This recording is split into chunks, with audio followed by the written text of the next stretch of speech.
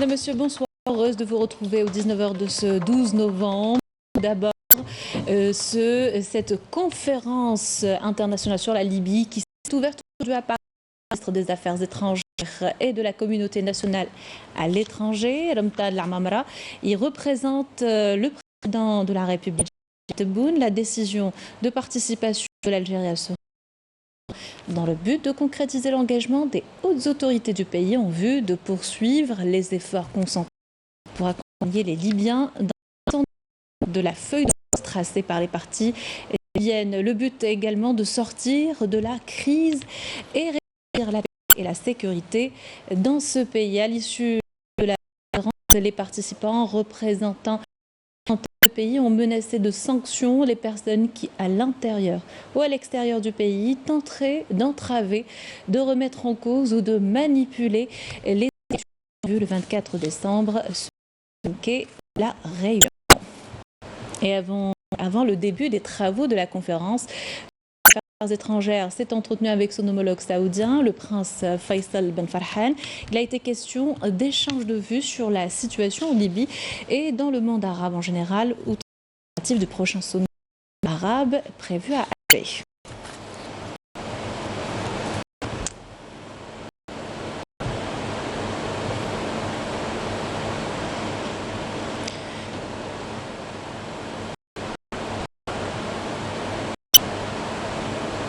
Dans l'actualité, le général de corps Saïd Chingriha, chef d'état-major de l'armée nationale, a effectué une visite de travail et d'inspection à l'établissement de rénovation du matériel auto à Dar el-Baïda. Il s'agit d'une série de visites pour le suivi par le haut commandement de l'ANP des performances des établissements de soutien. Yamina Saïdji. Cette visite s'inscrit dans le cadre du suivi par le haut commandement de l'armée nationale populaire des performances des établissements de soutien, notamment ceux spécialisés dans la rénovation auto, la conception et la réalisation des matériels de l'intendance. La visite a vu la présence du secrétaire général du ministère de la Défense nationale, des commandants des forces, du commandant de la gendarmerie nationale, du commandant de la première région militaire, des chefs de l'état-major de l'armée nationale populaire et du ministère de la Défense nationale, ainsi que du contrôleur général de l'armée et de directeurs centraux.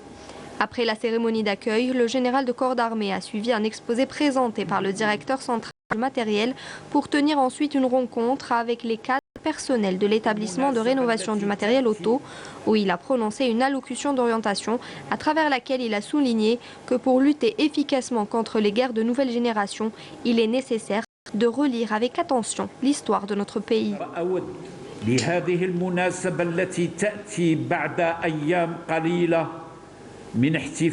À cette occasion, qui intervient après quelques jours de la célébration par notre pays du 67e anniversaire du déclenchement de la glorieuse révolution du 1er novembre 1954, a souligné que le colonialisme, dans sa nouvelle manifestation, a su très tôt que la confrontation directe avec les peuples n'est plus efficace et qu'elle lui coûte d'énormes pertes, notamment humaines, que son opinion publique n'est plus prête à accepter.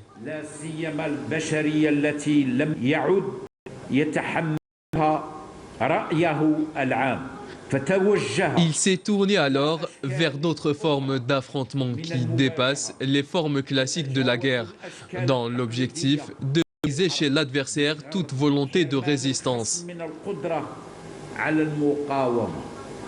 Ainsi, et pour lutter efficacement contre cette nouvelle forme de guerre, il nous appartient de relire avec attention l'histoire de notre pays pour appréhender un aperçu des méthodes de ce mode opératoire nouveau, mais aussi ancien, et d'en déduire les moyens de riposte.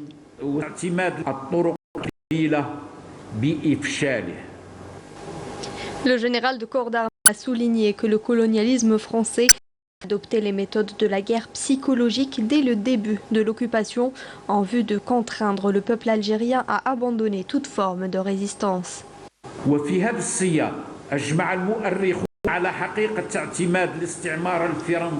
Dans ce sillage, les historiens sont unanimes quant au recours du colonialisme français au procédé de la guerre psychologique dès le début de la colonisation, à travers notamment la ruse et la propagation de l'idée selon laquelle l'occupation de l'Algérie par la France avait pour objectif de contribuer à la civilisation de sa population, que l'armée française est une armée invincible.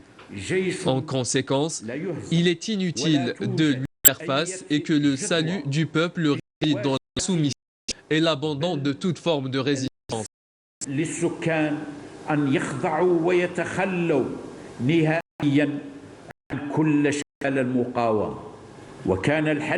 Cette situation est demeurée ainsi jusqu'à l'apparition de jeunes nationalistes qui étaient très tôt conscients de cette fourberie et qui étaient convaincus, notamment après les massacres du 8 mai 1945, que ce qui est pris par la force ne peut être rétabli que par la force.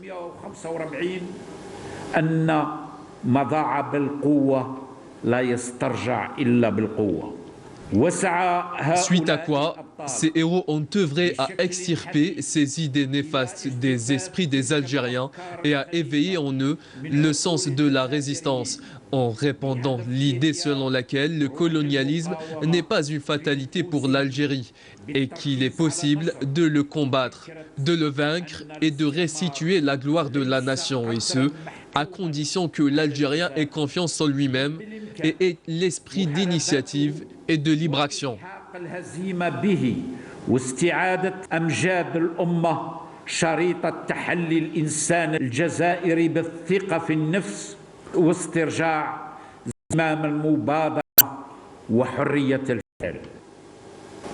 Le général de corps d'armée a souligné que pour mettre en échec ce genre de guerre nouvelle, il est impératif de suivre l'exemple de nos aïeux.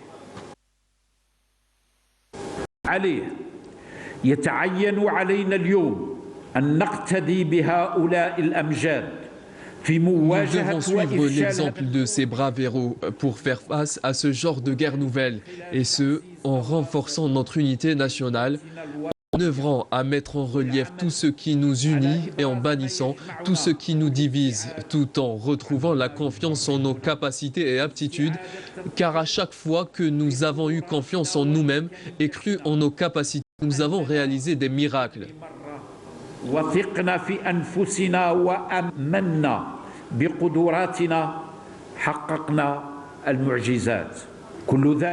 Il s'agit de préserver le legs de nos valeureux chouhada et de contribuer efficacement à l'édification de l'Algérie nouvelle sous la conduite de Monsieur le Président de la République, chef suprême des forces armées, ministre de la Défense nationale.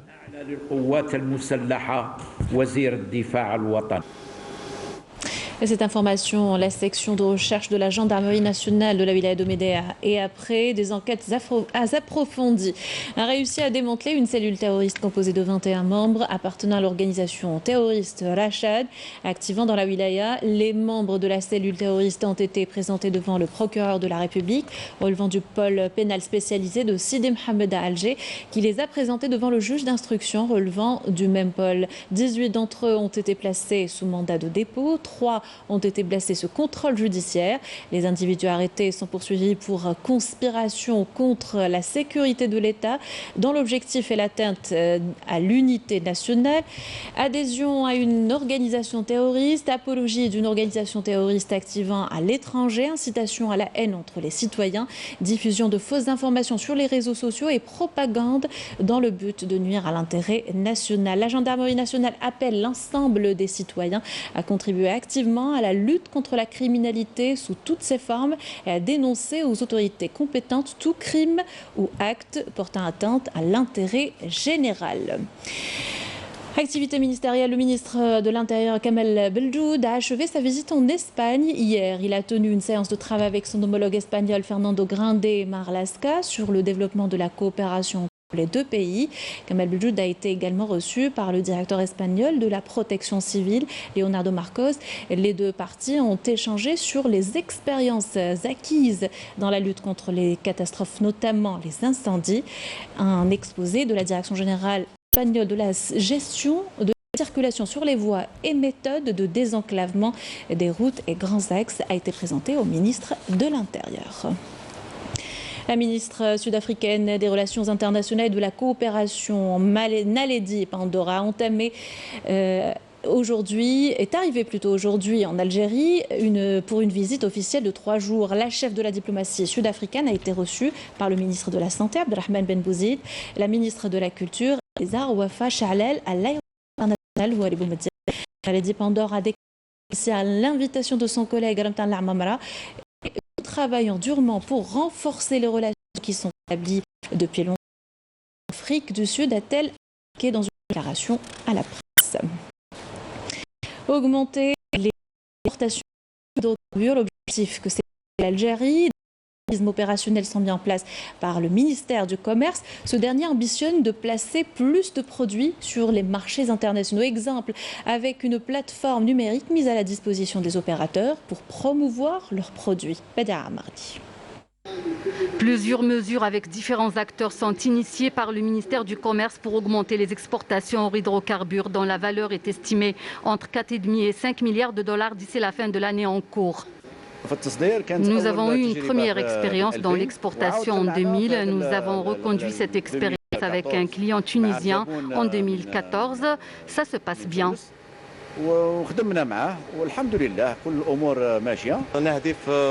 Notre objectif, créer des postes d'emploi, de la richesse pour le pays. La capacité de production de notre entreprise est de 10 millions de sacs annuellement. Nous ambitionnons d'atteindre les 40 millions de sacs par an. Les mesures prises par le département de Kamel Rzig ont pour objectif de placer les produits algériens sur les marchés étrangers. Mettre en place une nouvelle méthodologie de travail basée sur la franchise pour développer des mécanismes sectoriels plus efficaces et accompagner ainsi les producteurs et les exportateurs afin de placer leurs produits et leurs services sur les marchés internationaux, notamment arabes et africains. Le ministère du Commerce a mis à la disposition des opérateurs économiques et des ambassadeurs algériens une plateforme numérique pour prendre connaissance des produits locaux afin de faire leur promotion à l'international. Élection du 27 novembre, 9e jour de campagne ce vendredi. La course au local atteint sa vitesse de croisière et les candidats redoublent d'imagination pour tenter de convaincre les électeurs. Résumé de la journée d'hier par Mariam Damis.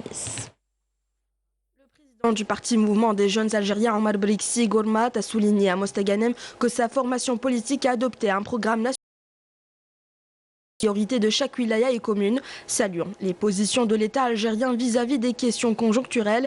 Il a souligné la ferme volonté de son parti de faire face à tout ce qui porte atteinte à l'unité nationale. Depuis Ain Mouchent, le président du parti Djil Jadid a plaidé pour un projet conférant à la commune un rôle plus important pour atteindre le changement escompté. Sofiane Djilali a souligné que son parti adopte dans son programme un projet de société reflétant l'Algérie profonde où le citoyen est conscient de sa citoyenneté et de ses responsabilités. À Djelfa, le secrétaire général du parti El Karama, Mohamed Daoui, a affirmé que les révisions des codes communaux et de wilaya étaient devenues une nécessité. Il a relevé également que sa formation politique avait misé dans ses élections sur les jeunes à la réputation propre et intègre pour amorcer un développement réel.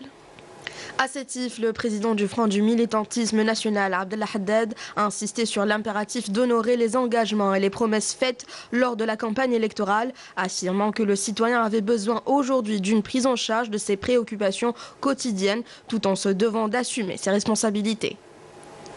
Le secrétaire général du RND, Taïb Zitouni, a indiqué à Tiaret et à Djelfa que les élus des assemblées populaires communales et de ont un rôle moteur dans la dynamisation du développement local et la relance de l'économie nationale, la gouvernance locale étant la locomotive du véritable développement. Le président du Front Al-Moustaqbel Abdelaziz Belaïd a appelé depuis Borj Bouarerij à choisir des représentants compétents afin d'opérer un changement positif, soulignant la nécessité de changer le mode de gestion de la commune qui constitue le noyau fondamental de l'État et d'accorder de plus larges prérogatives aux élus.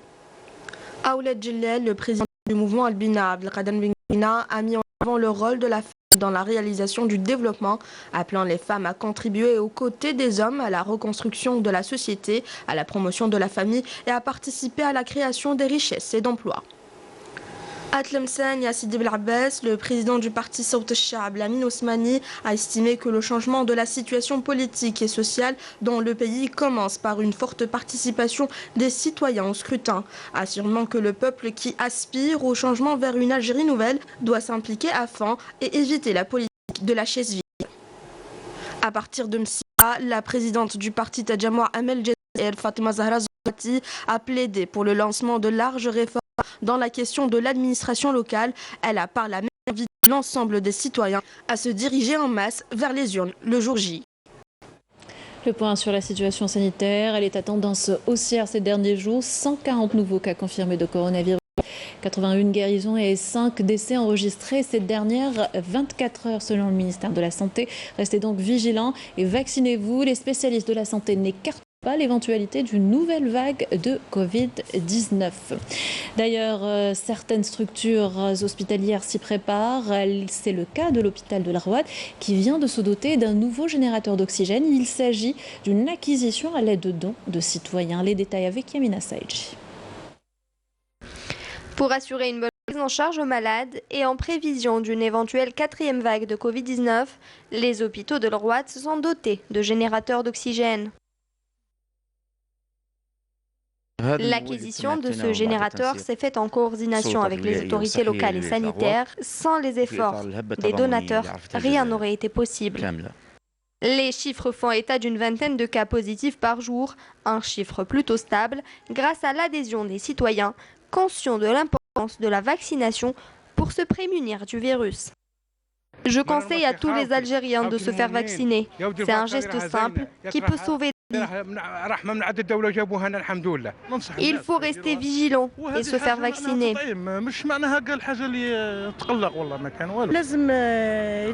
Il ne faut pas abandonner les gestes barrières et il faut rester vigilant. La wilaya connaît une autosuffisance en matière d'oxygène médical grâce à l'acquisition d'un autre générateur par la commune de Eflo. L'industrie pharmaceutique est l'un des acteurs à l'importance capitale dans la lutte contre la pandémie. Pas moins de 14 sortes d'antibiotiques sont utilisées dans le protocole médical contre le Covid-19 et sont fabriquées en Algérie. L'usine d'Oran produit chaque mois 2 millions de doses, nous dit Badara Mardi.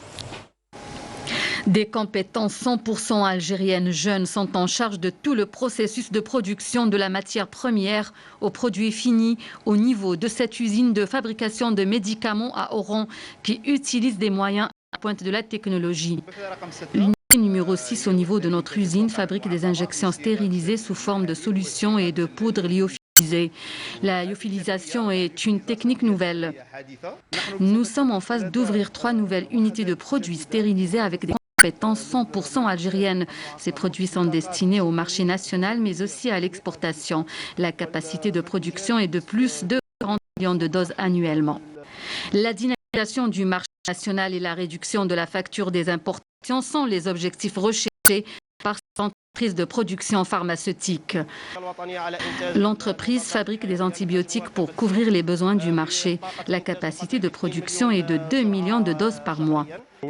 Il y a certains médicaments souvent en rupture de stock. C'est pour ça que nous les fabriquons sous forme de génériques pour couvrir le marché local. Nous sommes aujourd'hui face au défi d'aller vers l'entrepreneuriat et créer de la richesse afin de réduire la facture d'importation, objectif tracé par le ministère de tutelle.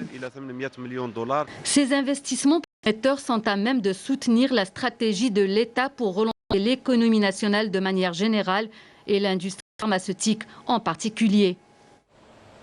D'histoire accessible aux non-voyants, du moins elle l'est un peu plus grâce à la réalisation de la série de livres Amjad el-Jazair 1830-1962 et du guide du Musée national du Moudjahid en braille réalisé par le ministère des Moudjahidines. Ces ouvrages vont permettre aux personnes non-voyantes et malvoyantes d'avoir un libre accès à la riche histoire algérienne de la résistance populaire, le mouvement national et la révolution du 1er novembre 1954. À l'étranger, le chef d'état-major de l'armée sahraoui, Mohamed Louael Aqir, a affirmé que l'armée sahraoui est entièrement prête à libérer tous les territoires sahraouis occupés et à recouvrer l'indépendance. Il appelle toutes les sociétés commerciales à ne pas investir dans les territoires occupés étant une zone de guerre et d'insécurité.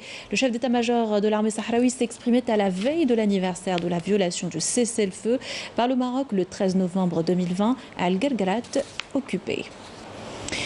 Retour dans le pays, une vaste campagne de reboisement est lancée dans la wilaya de Djelfa. 10 000 arbustes ont été plantés au niveau de la région de Maalba. Les plus jeunes ont été associés à cette initiative lancée dans le cadre du barrage vert. Une manière de les sensibiliser à la préservation de l'environnement. Camélia Mellel.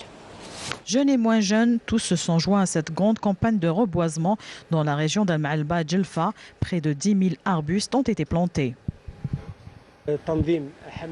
Nous avons organisé cette campagne de reboisement où nous plantons 10 000 arbustes dans la région de Maalba. Cette opération contribuera sans doute à la régénération du couvert forestier de la wilaya.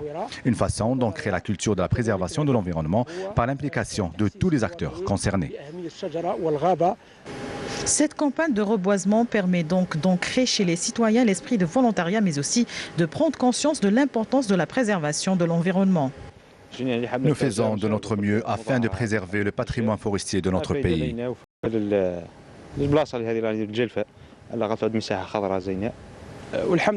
Nous remercions les citoyens qui ont répondu à cet appel. Une grande mobilisation a été enregistrée. Ce genre de campagne sensibilise à l'impératif de prendre soin de la nature. Une opération similaire a été organisée à Talaïlef, à Béjaïa, initiée par le mouvement associatif avec l'aide de la direction des forêts. Elle vise à embellir l'entourage direct des citoyens en leur inculquant une culture de l'environnement. Feli El Hamdi.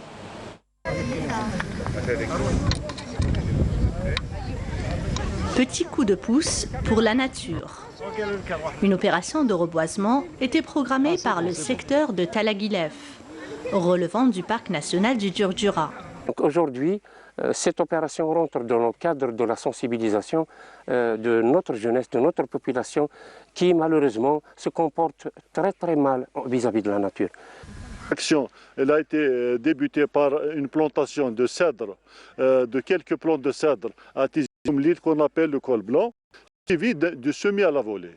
Cette action de semis à la volée, c'est une assistance à la régénération naturelle qui est prometteuse. Donc il suffit de renforcer cette régénération. Et à la fin, nous avons organisé un débat général sur la protection de la nature. C'est une tentative de repeuplement d'une zone vulnérable, regorgeant une multitude d'espèces de plantes, d'animaux, d'oiseaux et de petites bestioles qui s'épanouissent. J'imaginais pas qu'il y avait autant de beaux arbres dans cette forêt, c'est immense. Depuis la route, depuis le bas de Borné jusqu'en haut, c'est une magnifique forêt. Il faut un petit peu généraliser ça un peu partout, apprendre aux enfants à faire ça. Et c'est un univers magnifique. Grands et petits ont pris part à cette opération de plantation, suivie par une autre opération de semis à la volée. On trouve que c'est intéressant d'initier les élèves ou bien de sensibiliser les élèves à prendre part à la semence, au reboisement, voilà, à prendre part à dire voilà, aujourd'hui on a fait quelque chose pour la forêt en Algérie. Les responsables du parc national du Djurdjura ont lancé une campagne de sensibilisation au profit des présents.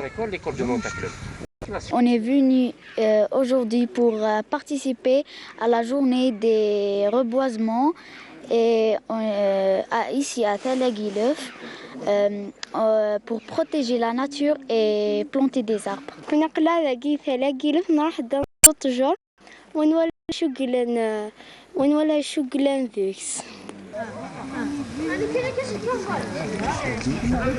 Une randonnée s'impose, un cadre agréable, il y a de l'altitude, de l'air pur, en plus de la proximité des grandes villes.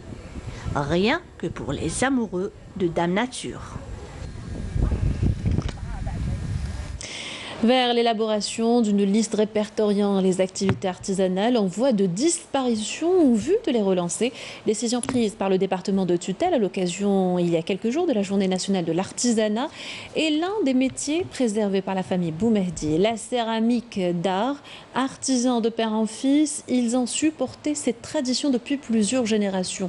Notre reporter Samira Hajarmar est allée dans l'un des ateliers de cette famille d'artistes. Elle nous fait découvrir leur histoire.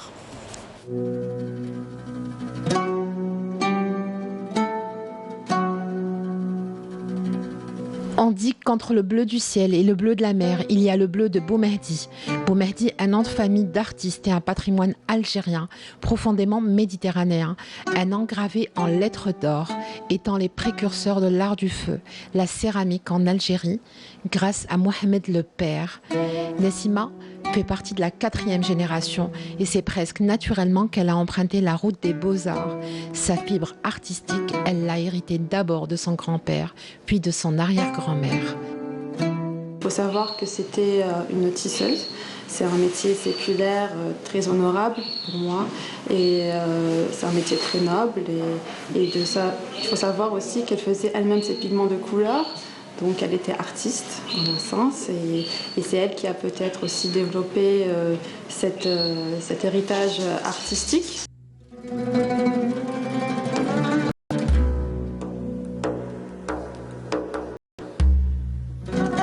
Le savoir-faire, l'art et la discrétion, c'est tout le charme de la famille Boumehdi. Hachmi se souvient de la rigueur de son père, décédé en 2006. Il sait que le plus bel héritage dans l'histoire de l'art algérien, c'est la transmission. Il était, comme ils disent, postier le jour et céramiste la nuit.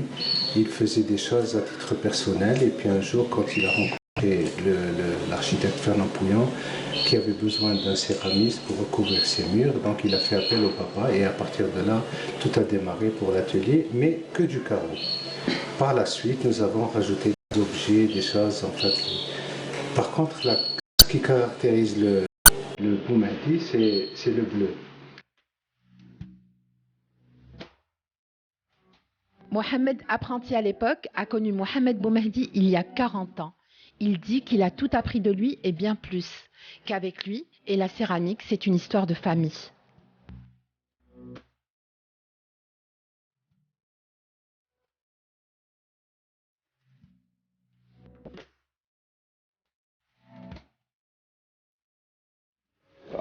Bon, j'ai travaillé avec lui 25 ans. 25 ans. Et puis il était mort.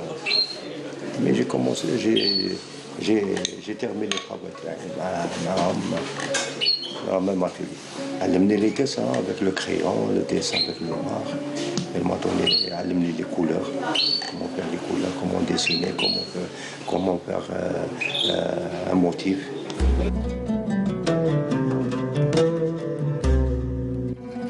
Alors quand j'étais ici il y a 8 ans, et je voulais acheter des choses typiques algériennes. Alors j'ai demandé et tout le monde m'a donné le même nom, c'était Boumehdi. Alors on est venu ici toute seule ou avec mes amis, etc. Parce qu'il y a toujours quelque chose pour tout le monde. Du Vatican au palais ibérique, en passant par les villas en Italie, ici et ailleurs, l'empreinte de Mohamed Boumehdi est partout. Et pour sa famille et tous les passionnés de son art, une fondation ou encore une école dédiée à la céramique d'art se doit d'être.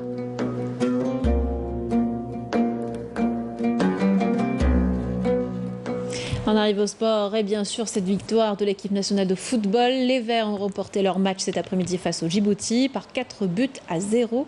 Rencontre comptant pour les éliminatoires de la Coupe du Monde 2022 et qui s'est déroulée au Cairo Stadium. Les détails avec Sarah Delbel. Midi 4-0 pour le compte de la 5e et avant-dernière journée des éliminatoires de la Coupe du Monde 2022 au stade international du Caire. Un temple dans lequel les Algériens ont décroché. En deuxième mi-temps, les protégés de Djamel Belmadi ont géré tranquillement leur avance, se permettant même le luxe en toute fin de match d'inscrire un 4e. Grâce à cette victoire, les coéquipiers de Riyad Mahrez ont enchaîné leur 32e match sans défaite. Ces derniers profitent du faux pas du Burkina Faso à domicile face au Niger pour prendre 2 points d'avance sur leur dauphin et se rapprocher des barrages pour la prochaine Coupe du Monde. Et justement, le prochain match des Verts est prévu le 16 du mois en cours contre le Burkina Faso. Ce sera à domicile au stade Mustapha Djaker de Blida où le public est admis pour la première fois depuis plus d'un an sous condition de vaccination contre le Covid-19. Bien sûr, c'était là la dernière information de notre journal. Merci de l'avoir suivi. Excellente soirée sur Canal Algérie.